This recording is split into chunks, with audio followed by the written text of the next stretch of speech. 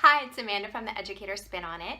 I'm a K-12 reading teacher and the co-author to 100 Fun and Easy Learning Games for Kids.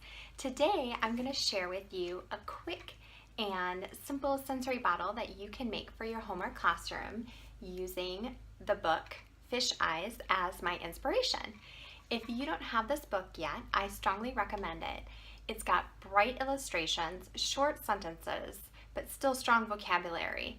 And it goes through some academic concepts like counting and on each page addition of +1, which is a standard for early learning. So if you don't have it, check it out from your library, order it, stop by your used bookstore, but it is a definite great book to have in your collection. So using some of those concepts into your sensory bottle is what we're going to do today. So the first thing you need to do is have a bottle. I prefer plastic because I have kids and they drop things. So if you can, look for plastic. Now, I went through the grocery store and I was looking, and this is like an iced tea bottle. So what I was looking for is something that would be clear and see-through and that it wouldn't crinkle, because that noise drives me nuts when kids crinkle it. So any bottle will really work. The second thing I look for is a little bit wider rim when I'm going to make a sensory bottle. You could do it with a big 2-liter soda bottle, but it does take up more space on your shelf. And we want kids to use it, and if it takes up space on your shelf or you end up stuffing it somewhere, then it's not going to be as easy to manipulate. So first, start with a clean, clear bottle. Anyone will really work. The second thing is you need a filler. So since we're using the book Fish Eyes as our inspiration, I literally looked in my craft closet, and I have a whole bunch of these melty beads because I have older kids too, and it's a great fine motor. But I had a huge bucket of them, and I thought, oh, these would be fun colored to fit in here. So I am going to add them in. If you have a funnel, that works a lot easier. Or put it in a paper funnel. You can like make yourself. I'm just gonna wing it and use my bag.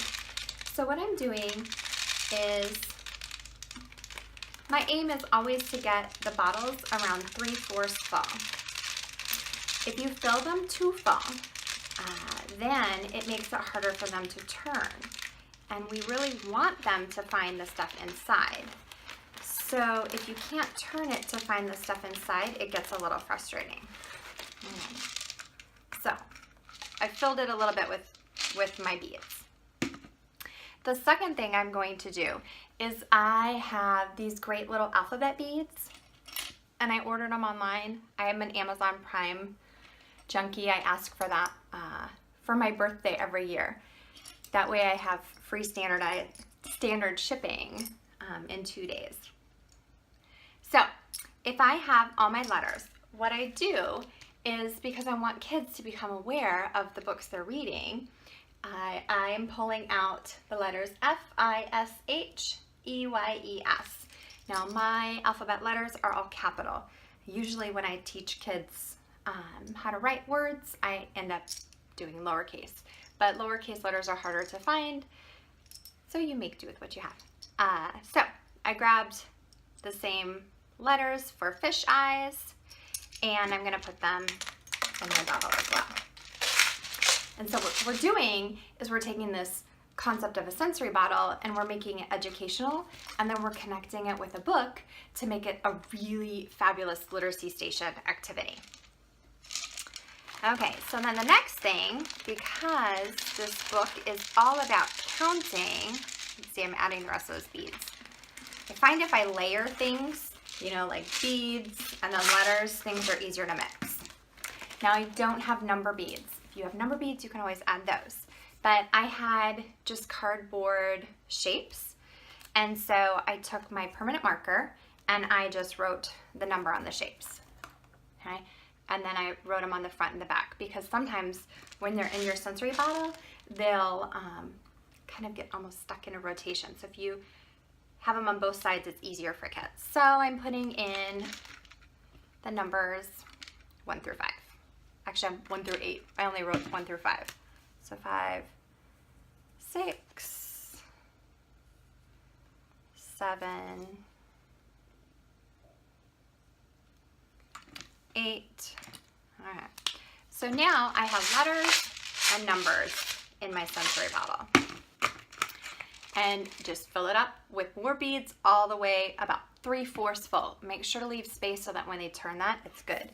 And the next thing, because we want to make this the strongest little literacy center or station for our kids. So if I have a book and I have a sensory bottle, then I want to have some sort of recording or checklist for these kids. And so I have the words, check the letters and numbers that you find. And then on this checklist, I wrote F-I-S-H-E-Y-E-S. Okay, so we're going to try to get the kids to make the connections that the letters you see on this page and in this bottle and in this book all have the same meaning. And they stand for the letter F, which makes a F sound. So when a child would find a specific letter or number, they would check it off. There are 2 ways to do your checklists. I have laminated them before and given kids a dry erase marker so they check it off, and then when they're all done finding everything, they erase it. The second thing, and actually I found my 3-year-olds really like this, is that I print a bunch of these because they're so tiny, and then they check it off, and then they just put it in their basket or their folder and they take it home, and that way they can tell their parents what they were working on. So if you have it laminated, it's hard to send home, and sometimes I have parents that have asked, like, what did my kid do in school today, or what were they working on? And so this is a quick simple activity that the kids can show their parents and say, oh, I looked in this bottle and I found these letters, and then they can talk to their families about it. So if you don't have this book, you can check it out. Fish Eyes, strongly recommend it. Make a quick sensory bottle. When you're done, set it right on your reading station and let your kids explore. If you have any questions, or you have a book you would like me to help you come up with a sensory bottle idea, feel free to comment below. I'm here to help you. So thank you for joining in, and I hope to connect with you online.